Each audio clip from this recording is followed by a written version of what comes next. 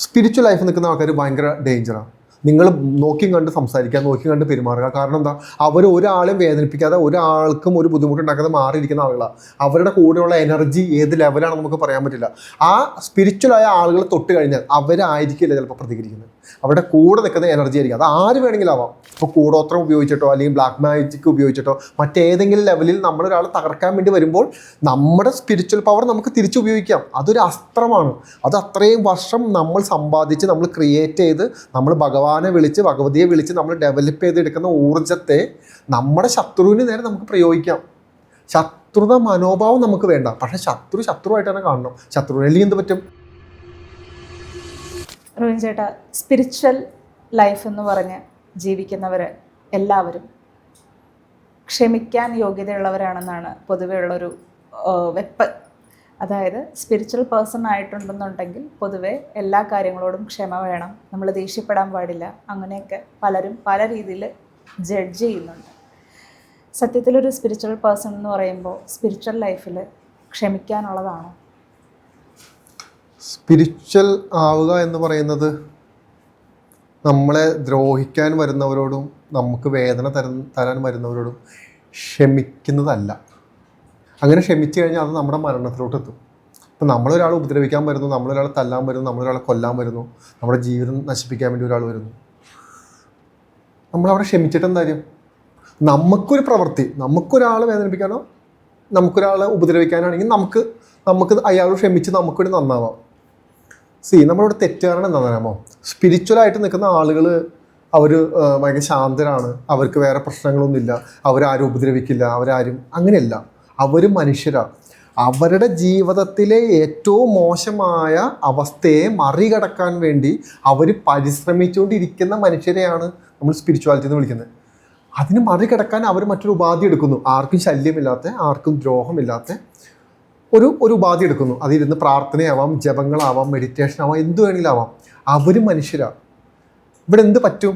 Spiritual life എന്ന് പറയുന്നത് എവിടേക്കെയോ നമ്മളെല്ലാം ക്ഷമിക്കണം, നമ്മളെല്ലാം മറക്കണം, നമ്മളെല്ലാം അങ്ങനെ പറഞ്ഞു കഴിഞ്ഞാൽ അത് നമ്മുടെ നാശത്തിന് തുടക്കമോ?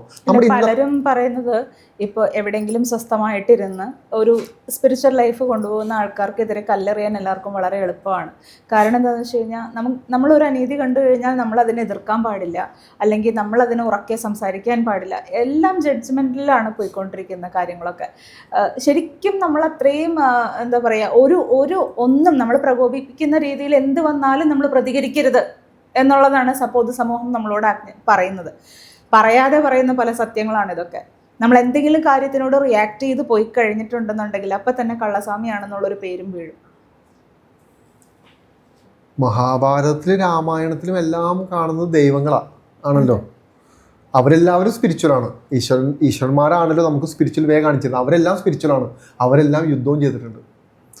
അത് തമ്മിൽ എന്താ ബന്ധം? അപ്പോൾ സ്പിരിച്വാലിറ്റിയും യുദ്ധവും തമ്മിൽ എന്താ ബന്ധം? ഇത് രണ്ട് വൈരുദ്ധ്യങ്ങളല്ലേ. നമ്മൾ ബൈബിൾ എടുത്ത് നോക്കുമ്പോഴും ഇങ്ങനെ തന്നെ കാണാൻ പറ്റും, ഖുറാൻ എടുത്ത് നോക്കുമ്പോഴും നമുക്ക് ഇങ്ങനെ തന്നെ കാണാൻ പറ്റും. എന്ന് പറഞ്ഞു കഴിഞ്ഞാൽ നമ്മുടെ നിലനിൽപ്പ് എന്ന് പറയുന്നത് നമ്മുടെ ആവശ്യമോ, ആ നമ്മുടെ നിലനിൽപ്പിന് വേണ്ടി നമ്മൾ പോരാടിയേ പറ്റൂ. ആ പോരാടാൻ വേണ്ടിയിട്ടാണ് നമ്മൾ സ്പിരിച്വൽ ഊർജ്ജം എടുക്കുന്നത്. നമ്മളൊരാളെ എനർജി ബേസിൽ ഇപ്പോൾ കൂടോത്രം ഉപയോഗിച്ചിട്ടോ അല്ലെങ്കിൽ ബ്ലാക്ക് മാജിക് ഉപയോഗിച്ചിട്ടോ മറ്റേതെങ്കിലും ലെവലിൽ നമ്മളൊരാളെ തകർക്കാൻ വേണ്ടി വരുമ്പോൾ നമ്മുടെ സ്പിരിച്വൽ പവർ നമുക്ക് തിരിച്ചുപയോഗിക്കാം. അതൊരു അസ്ത്രമാണ്. അത് അത്രയും വർഷം നമ്മൾ സമ്പാദിച്ച് നമ്മൾ ക്രിയേറ്റ് ചെയ്ത് നമ്മൾ ഭഗവാനെ വിളിച്ച് ഭഗവതിയെ വിളിച്ച് നമ്മൾ ഡെവലപ്പ് ചെയ്തെടുക്കുന്ന ഊർജ്ജത്തെ നമ്മുടെ ശത്രുവിന് നേരെ നമുക്ക് പ്രയോഗിക്കാം. ശത്രുത മനോഭാവം നമുക്ക് വേണ്ട. പക്ഷേ ശത്രുവായിട്ട് തന്നെ കാണണം. ശത്രുവിനെ അല്ലെങ്കിൽ എന്ത് പറ്റും? അവസാനം നമ്മൾ ഒരു കയറിൻ്റെ മുമ്പത്തിരുന്ന് ആറേണ്ടി വരും. സ്പിരിച്വൽ ലൈഫാണോ, നിങ്ങൾ സ്പിരിച്വൽ ആണോ, നിങ്ങൾ സ്പിരിച്വലായിട്ട് നിൽക്കുന്ന ആൾക്കാരെ നിങ്ങൾ കാണേണ്ടത് അവർ ഭയങ്കര ഡേഞ്ചറാണ്. പക്ഷെ എല്ലാവരുടെ ധാരണ നേരെ ഓപ്പോസിറ്റ് അല്ലേ? അവർക്കെതിരെ എങ്ങനെ വേണമെങ്കിലും നമുക്ക് സംസാരിക്കാം, കല്ലെറിഞ്ഞാലും പ്രതികരിക്കില്ല എന്നൊക്കെയുള്ളൊരു ധാരണയായിരിക്കുമല്ലോ പൊതുവെ പൊതുസമൂഹത്തിന്. അങ്ങനെ ഏറുകൊണ്ട ആവശ്യമുണ്ടോ? എവിടം വരെ ഏറുകൊള്ളേണ്ടി വരും? ആ കല്ലേറ് എവിടം വരെ നമ്മളിത് സഹിക്കേണ്ടി വരും? ഇല്ല. സ്പിരിച്വൽ ലൈഫ് നിൽക്കുന്ന ആൾക്കാർ ഭയങ്കര ഡേഞ്ചറാണ്.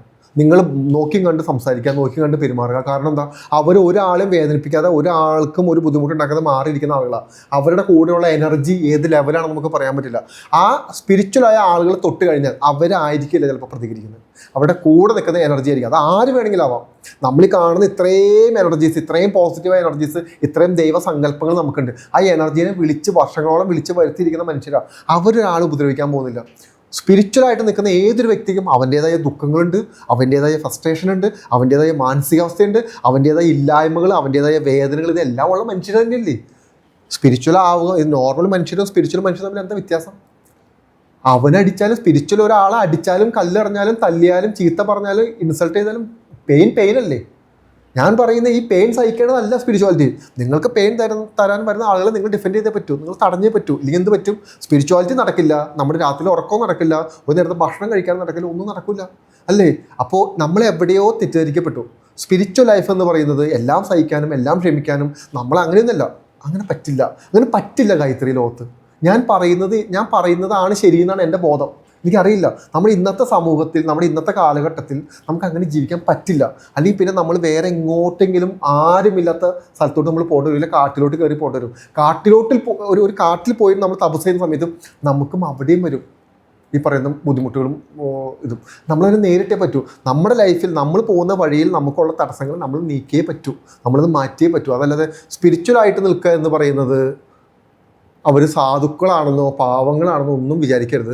ലൈഫിൻ്റെ ഏറ്റവും വേസ്റ്റായ, ഏറ്റവും മോശമായ കണ്ടീഷനിൽ നിന്നും, എല്ലാം കണ്ടും എല്ലാം കേട്ടും എല്ലാം അനുഭവിച്ച് വന്നിരിക്കുന്ന കണ്ടീഷനിൽ നിന്നും മാറാൻ വേണ്ടി ശ്രമിക്കുന്ന മനുഷ്യരാണ് ഓരോ വ്യക്തികളും. ഇപ്പം ഞാനാണെങ്കിലും ഗായത്രി ആണെങ്കിലും ഓരോ സ്പിരിച്വൽ വ്യക്തികളും നമ്മുടെ ഏറ്റവും മോശമായൊരു ഫേസ് നമുക്കുണ്ടായിരുന്നു, ഏറ്റവും വൾഗറായൊരു ഫേസ് നമുക്കുണ്ടായിരുന്നു.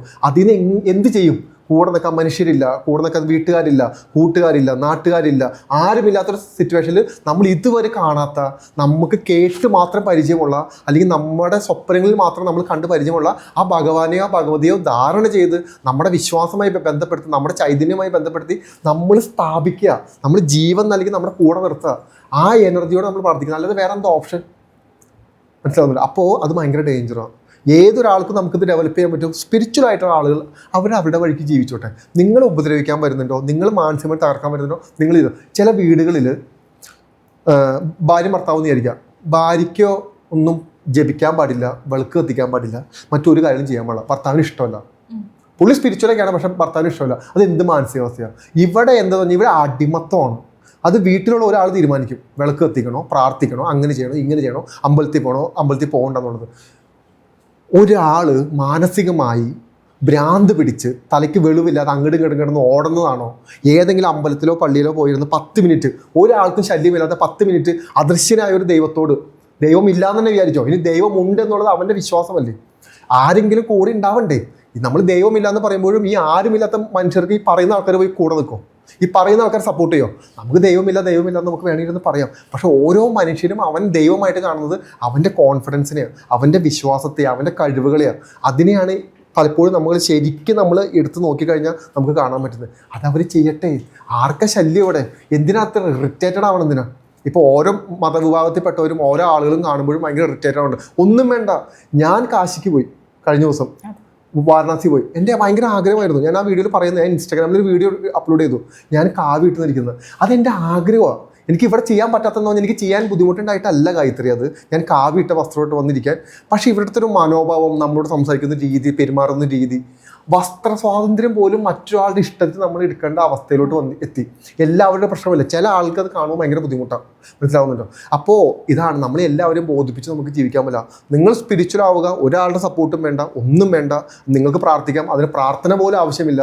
നിങ്ങളുടെ ഭഗവാനെ ഉള്ളറിഞ്ഞൊന്ന് വിളിച്ചാൽ മാത്രം മതി, അവിടെ നമുക്ക് സാന്നിധ്യം അറിയാൻ തുടങ്ങും.